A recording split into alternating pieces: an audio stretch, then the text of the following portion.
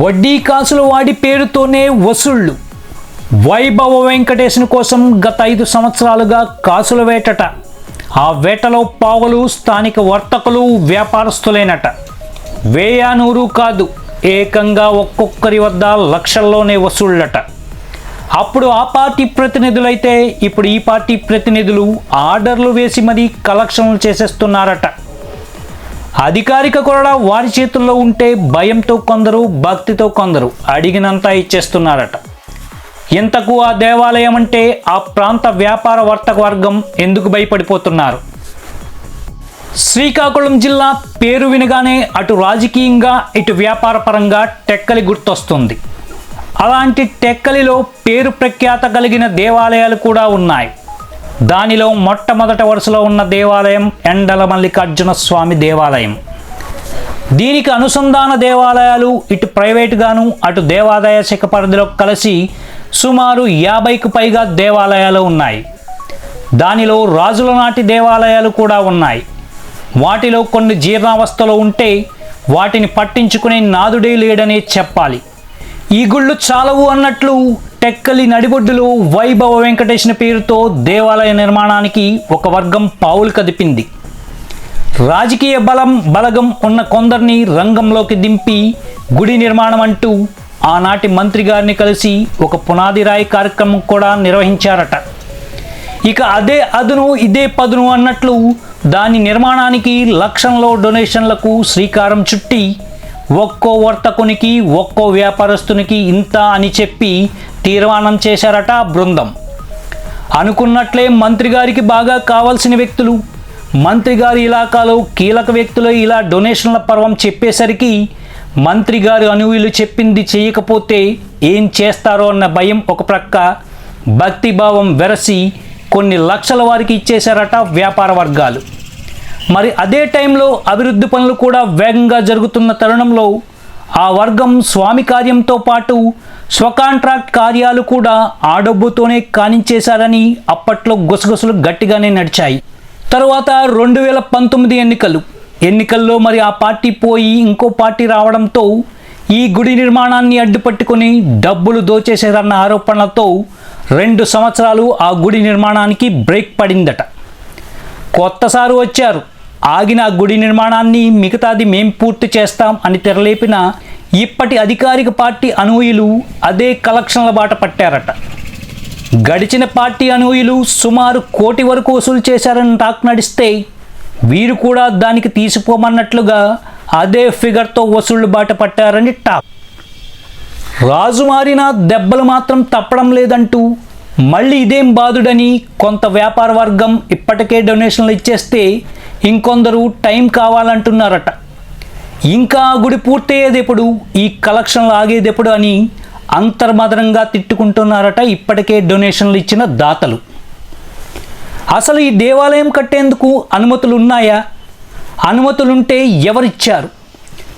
చెరువు గర్భాలపై ఎటువంటి నిర్మాణాలు కట్టకూడదనే నిబంధనలు ఉన్నాయి. మరి దీనికి వర్తించదా? జీర్ణోద్ధరణ చేయవలసిన రాధాకాంత మందిరం, జగన్నాథ స్వామి, సంతోషిమాత ఆలయాల లాంటి వీరికి కనబడడం లేదా? లక్షల్లో కోట్ల వ్యయాలతో ఎందుకు దండుకుని భారీ నిర్మాణాలు చేయాలి? అధికారిక కమిటీలు లేకుండా లక్షల్లో డొనేషన్లు ఇచ్చింది ఎవరెవరు? ప్రభుత్వ స్థలంలో ఇంత భారీ ప్రాజెక్ట్ దేవాలయంకు లెక్కపత్రాలు ఉన్నాయా?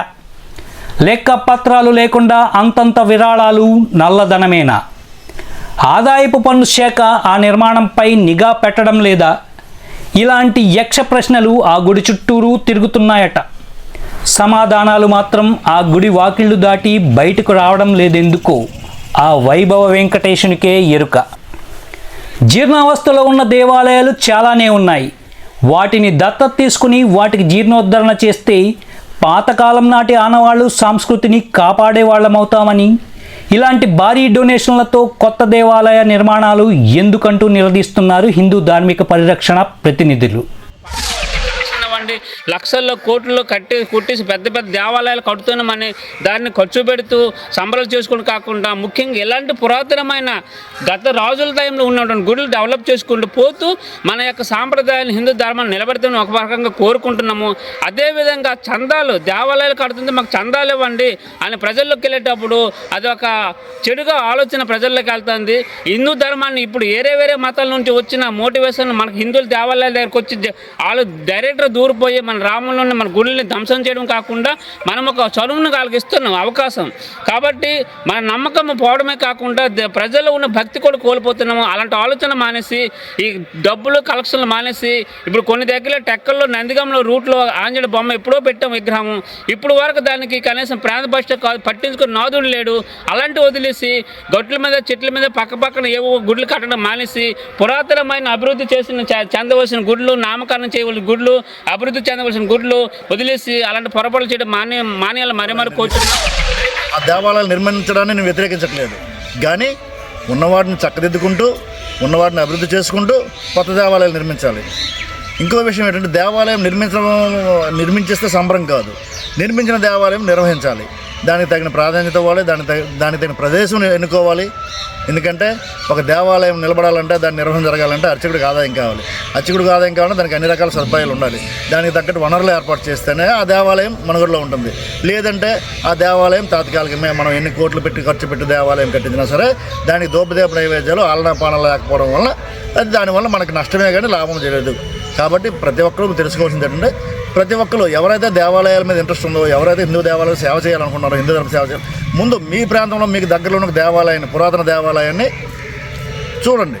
చూసి దాన్ని మీరు అభివృద్ధి చేయండి, దాన్ని ప్రసిద్ధిలోకి తెండి. ఎందుకంటే మన సంపద, హిందువుల సంపద, పురాతన దేవాలయాలు మన హిందువుల సంపద, దాన్ని కాపాడుకోవాల్సిన బాధ్యత మనది. కాబట్టి కొత్త దేవాలయాల మీద దృష్టి పెట్టే బదులు ఉన్న దేవాలయాలు ఏదైనా హిందూ దేవాలయాలు మనం వేరే వాళ్ళ కోసం ఖర్చు పెట్టమనట్లేదు. మన హిందూ దేవాలయాలని, పురాతన దేవాలయాలని దాన్ని అభివృద్ధి చేసి పరిరక్షణ చేసి దాన్ని కాపాడాలని చెప్పి ఈ సందర్భం కోరుకుంటున్నాను. జై శ్రీరామ్.